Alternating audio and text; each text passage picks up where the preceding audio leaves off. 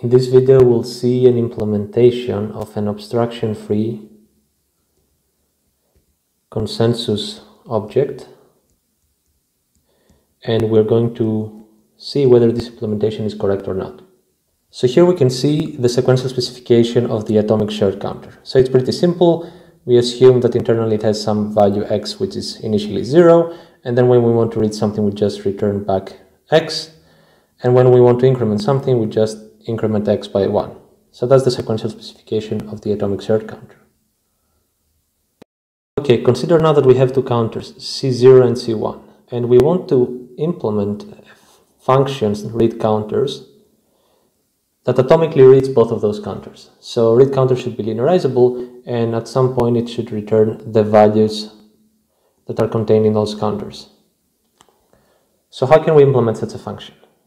Okay, the idea is pretty simple. We're just going to have a while true loop here, and then we're just going to read the first counter. So we can just say C0 read, then we're going to read the second counter and store the return value in variable x1, and then we're going to read counter C0 again. Now if values x0 and x0 prime are the same, then we can just return x0 and x1. So something to note here is the following. We cannot simply just read from C0 and C1 and then just return x0 and x1. We also need kind of this logic here. And the reason is we need this logic in order to enforce linearizability. So assume we didn't have this part here. Then what could have happened? Let's say that initially C0 is 0 and C1 is also 0. Then it could be the case that the first read takes place here and returns back 0. So here we're going to have something like this. So x0 is equal to 0. And then let's say we have an increment at C0, which would mean that C0 would now be equal to 1. And now after this point in time, we also increment C1. So C1 is also equal to 1 at this point. And now this read takes place. So C1.read. This will return back 1 for x1. Right? So those two reads would return back 0, 1. But this is an invalid return pair. And the reason it's invalid is because at no point in time during this execution here can we get a vertical line where values for Z0 and C1 were 0, 1. So after this point the values were 1, 0, after this point the values were 1, 1, but they were never 0, 1. So that's precisely the reason why we need this logic here.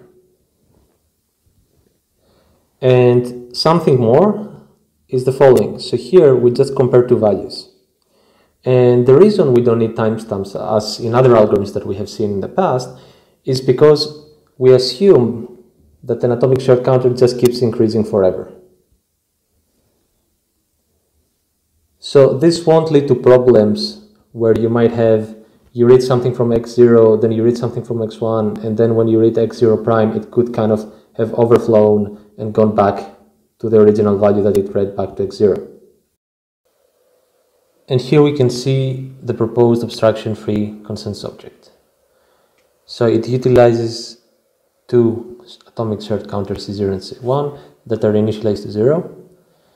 And the idea is pretty simple. So initially we read the counters and we store the read values in x0 and x1. Then if x0 is greater than x1, we change the value that we're going to decide upon to be 0. If x1 is greater than x0, then we change the value that we're going to decide upon to 1, so v equals 1. And then if x0 minus x1 is greater or equal to 1, then we just return v. And finally, we increment counter cv, where v can be 0 or 1. So what's the idea behind this algorithm? So if you notice, the algorithm returns at this point here. when the difference between x0 and x1, the absolute difference, is greater or equal to 1. Now, the idea is that if processes propose 0 or 1, they're kind of in a competition. So if at some point the process, let's say that proposed 0, managed to increase atomic shared counter C0 more than what is being contained at C1, then we're going to return back 0. And vice versa, if let's say x1 is greater than x0, then v equals 1. And then if we also have this difference here between x0 and x1, the absolute difference is greater or equal to 1, then we will return back 1. Naturally, it's possible that we might have, let's say, two processes P0 and process P1, and process P0 proposes 0 while process P1 proposes 1, and they execute this algorithm in a lockstep fashion. So initially when, let's say, P0 reads the counters, it reads back 0, 0. So neither x0 or x1 is greater than the other one, and the difference is not greater or equal to 1, so it's going to increment C0. And similarly, P1, let's say, could read 0, 0, and then it would increment C1. And then this could keep happening, right? Then both processes read 1, 1, and so on and so forth. So let me clean this a bit. So what we argue here is that this is an incorrect implementation of an obstruction-free consensus object. And in order to show this, we have to show that some of the properties of this consensus object are violated. So in this case, either obstruction freedom is violated, or validity, or agreement. So let's see obstruction freedom first. So if we consider that there is only a process P, let's say, that is taking steps, then naturally, because process P is the only one taking steps, counter CV will keep incremented in this while loop. And eventually the value of CV will be greater than the value of the other counter, let's say CV minus 1. Therefore, the difference here between x0 and x1 will be greater or equal to 1, and P will eventually decide. So the algorithm will satisfy obstruction freedom. Now the algorithm also satisfies validity, and it's also easy to say this. So let's assume all processes propose the same value V. Then all processes will keep increasing the same shared counter CV, and they would also return value V.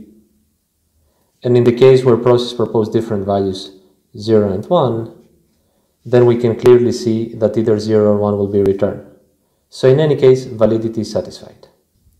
Which means that the last property of agreement is the one that our algorithm does not satisfy. Now we're going to present an example where agreement could be violated. Now we're going to present the execution where agreement is violated. Consider that we have two processes. We have a process P0 that proposes value 0, and we have a process P1 that proposes value 1. Now consider that the process P0 starts executing the algorithm.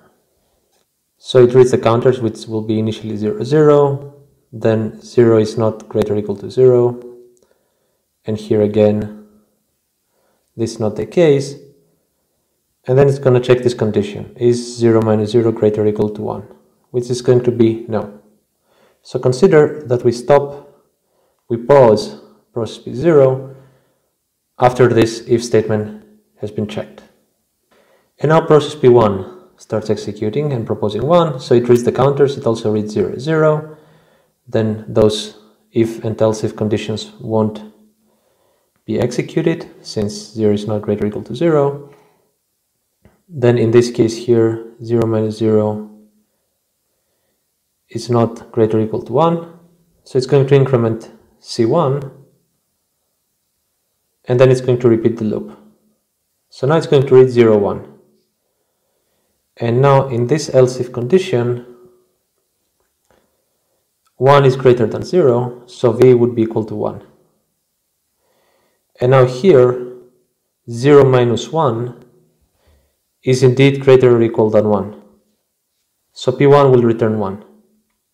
So to write this down, what happens is that it will enter the first loop, it will increment C1, and then in the second loop it will return 1. And now P0 was paused all this time, so now we resume process P0. So what is process P0 going to do? Process P0 would come here and it would increment C0. So then in the next iteration here, it would read 1 and 1. Again, those conditions here won't be satisfied, as well as this one. And this one won't be satisfied either, because 1 minus 1 is 0, which is not greater or equal to 1. Which means the process P0 will increment C0 once more. So now C0 would be equal to 2. And it will iterate the loop once more. So now it will read 2, 1 from the counters. And now 2 is greater than 1, so it will set V to 0. And now in this condition here, it will see that 2 minus 1 equals 1, which is greater or equal to 1, so it would return back 0. So agreement is violated. So let's clean this a bit and write it here. So what's going to happen is that P0 would increase C0, and then it will do one more loop. It will increment C0 again, and then it will return 0. And naturally, this, as we said, violates agreement. So that was it for this video. We presented a way to read counters, shared counters, in an atomic way, and then we showed this obstruction-free consensus object, and we explained why it's an incorrect one by showing that it violates agreement.